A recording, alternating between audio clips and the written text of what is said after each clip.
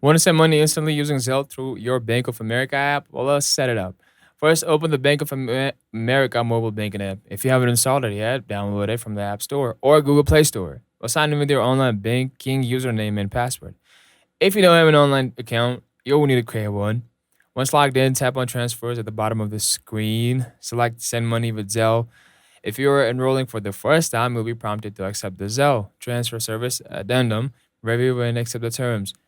Next, you'll need to enroll an email address or a US mobile number. But choose the one you would like to use for sending and receiving money and follow the prompts to verify it.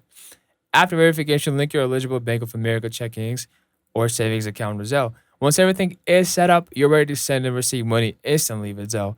To send money, tap on the Send Money with Zelle, select a recipient from your contacts or add a new one, enter the amount, and confirm the transaction. That's it. You're all set to use Zelle through your Bank of America app. Well, if this helped, tap like, subscribe, and let me know in the comments if you want a tutorial on requesting money or using Zelle with your business account next. I'll see you in the next video. Until then.